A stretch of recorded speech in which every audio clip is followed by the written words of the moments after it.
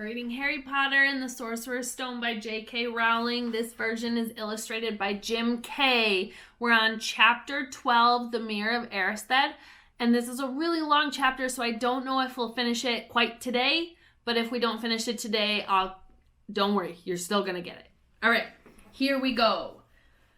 Harry played with chessmen Seamus Finnegan had lent him, and they didn't trust him at all. He wasn't a very good player yet, and they kept shouting different bits of advice at him, which was confusing. Don't send me there. Can't you see his knight? Send him. We can afford to lose him. On Christmas Eve, Harry went to bed looking forward to the next day for the food and fun, but not expecting any presents at all. When he woke early next morning, however, the first thing he saw was a small pile of packages at the foot of his bed. "Happy Christmas," said Ron sleepily as Harry scrambled out of bed and pulled on his dressing gown. "You too," said Harry. "Will you look at this? I've got some presents." "What did you expect? Turnips?" said Ron, turning to his own pile, which was a lot bigger than Harry's. Harry picked up the top parcel. It was wrapped in thick brown paper, and scrawled across it was, "To Harry from Hagrid." Inside was a roughly cut wooden flute. Hagrid had obviously whittled it himself. Harry blew it, and it sounded like an owl. A second very small parcel contained a note. "We received your message and enclosed your Christmas present from Uncle Vernon and Aunt Petunia." Sellotape to the note was a 50-pence piece. "That's friendly," said Harry. Ron was fascinated by the 50 pence. "Weird," he said. "What a shape. This is money?" "You can keep it," said Harry, laughing at how pleased Ron was. "Hagrid and my aunt and uncle. So who sent these?" "I think I know who that's from," said Ron, going a bit pink and pointing to the lumpy parcel. "My mom. I told her you didn't expect any presents and, oh no," he groaned, "she's made you a Weasley jumper." Harry had torn open the parcel to find a thick hand-knitted sweater in emerald green with a large box of homemade fudge. "Every year she makes us a jumper," said Ron, unwrapping his own, "and mine's always maroon." "That's really nice of her," said Harry, trying the fudge, which was very tasty. His next present also contained sweets, a large box of chocolate frogs from Hermione. This left only one parcel. Harry picked it up and felt it. It was very light. He unwrapped it. Something fluid and silvery gray went slithering to the floor, where it lay in gleaming folds. Ron gasped. "I've heard of those," he said in a hushed voice, dropping the box of every flavor beans he'd got from Hermione. "If it's what I think it is, they're really rare and really valuable." "What is it?" Harry picked up the shining silvery cloth off the floor. It was strange to touch, like water woven into material. "It's an invisibility cloak," said Ron, a look of awe on his face.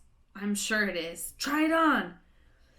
Harry threw the cloak around his shoulders and gave Ron a yell. "It is! Look down!" Harry looked down at his feet, but they had gone. He dashed to the mirror. Sure enough, his reflection looked back at him, just his head suspended in mid-air, his body completely invisible. He pulled the cloak over his head and his reflection vanished completely. "There's a note," said Ron suddenly. A note fell out of it. Harry pulled off the cloak and seized the letter, written in narrow, loopy writing he had never seen before, were the following words. "Your father left this in my possession before he died. It is time it was returned to you. Use it well. A very Merry Christmas to you." There was no signature. Harry stared at the note. Ron was admiring the cloak. "I'd give anything for one of these," he said. "Anything. What's the matter?" "Nothing," said Harry. He felt very strange. Who had sent the cloak? Had it really once belonged to his father? Before he could say or think anything else, the dormitory door was flung open by Fred and George Weasley, and Fred and George Weasley bounded in. Harry stuffed the cloak quickly out of sight. He didn't feel like sharing it with anyone else yet. Merry Christmas. Hey, look! Harry's got a Weasley jumper too. Fred and George were wearing blue jumpers with a large yellow F on it and the other with a large yellow G. Harry's is better than ours, though, said Fred, holding up Harry's jumper. She obviously makes more of an effort when you're not family. Why aren't you wearing yours, Ron? George demanded. Come on, get it on. They're lovely and warm. I hate maroon, Ron moaned half-heartedly as he pulled it over his head. You haven't got a letter on yours, George observed. I suppose she thinks you don't forget your name, but we're not stupid. We know we're called we know we're called Gred and Forge. What's all the noise? Percy Weasley snuck his head through the door, looking disapproving. He had clearly come halfway through unwrapping his presents as he too carried a lumpy jumper over his arm, which Fred seized. P for prefect. Get it on, Percy. Come on. We're all wearing ours. Even Harry got one. I don't want, said Percy thickly as the twins forced the jumper over his head, knocking his glasses askew. And you're not sitting with the prefects today either, said George. Christmas is the time for family. They frog-marched Percy from the room, his arms pinned to his sides by the jumper. Harry had never in all his life had such a Christmas dinner. 100 fat roast turkeys, mountains of roast and boiled potatoes, platters of fat chipolatas, tureens of buttered peas, silver boats of thick, rich gravy and cranberry sauce, and stacks of wizard crackers every few feet along the table. These fantastic crackers were nothing like the feeble muggle ones the Dursleys usually bought. With their little plastic toys and their flimsy paper hats, Harry pulled a wizard cracker with Fred, and it didn't just bang, it went off with a blast like a cannon and engulfed them in a cloud of blue smoke, while from the inside exploded a rare admiral's hat and several live white mice. Up on the high table, Dumbledore had swapped his pointed wizard's hat for a flowered bonnet and was chuckling merrily at a joke Professor Flitwick had read him. Flaming Christmas puddings followed the turkey. Percy nearly broke his teeth on a silver sickle embedded in his slice. Harry watched Hagrid getting redder and redder in the face as he called for more wine, finally kissing Professor McGonagall on the cheek, who, to Harry's amazement, giggled and blushed, her top hat sided.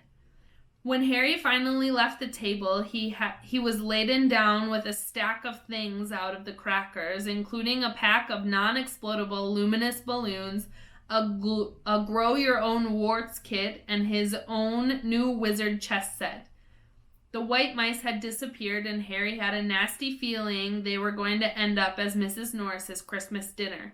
Harry and the Weasleys spent a happy afternoon having a furious snowball fight in the grounds. Then, cold, wet, and gasping for breath, they returned to the fire in Gryffindor Common Room, where Harry broke in his new chess set by losing spectacularly to Ron.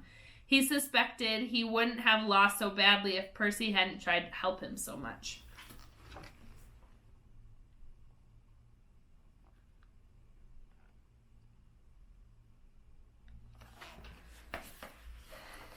After a tea of turkey sandwiches, crumpets, trifle, and Christmas cake, everyone felt too full and sleepy to do much more before bed except sit and watch Percy chase Fred and George all over Gryffindor Tower because they'd stolen his prefect badge. It had been Harry's best Christmas day ever, yet something had been nagging at the back of his mind all day. Not until he climbed into bed was he free to think about it. The invisibility cloak, and whoever had sent it. Ron, full of turkey and cake, and with nothing mysterious to bother him, fell asleep almost as soon as he'd drawn the curtains on his 4-poster. Harry leaned over the side of his bed and pulled the cloak out from under it. His father's. This had been his father's. He let the material flow over his hands, smoother than silk, light as air. Use it well, the note had said. He had to try it now. He slipped out of bed and wrapped a cloak around himself. Looking down at his legs, he only saw moonlight and shadows. It was a very funny feeling. Use it well. Suddenly, Harry felt wide awake. The whole of Hogwarts was open to him in this cloak. Excitement flooded through him as he stood there in the dark and silence. He could go anywhere, and Filch would never know. Ron grunted in his sleep. Should Harry wake him? Something held him back. His father's cloak.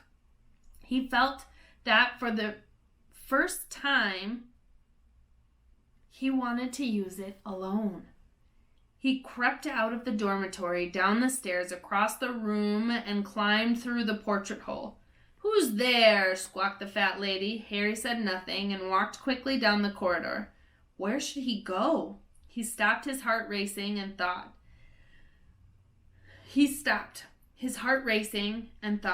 And then it came to him. The restricted section in the library. He'd be able to read as long as he liked, as long as it took to find out who Flamel was. He set off, drawing the invisibility cloak tight around him as he walked. That's where we're going to stop for this one. Hopefully we can finish chapter 12 in the next video.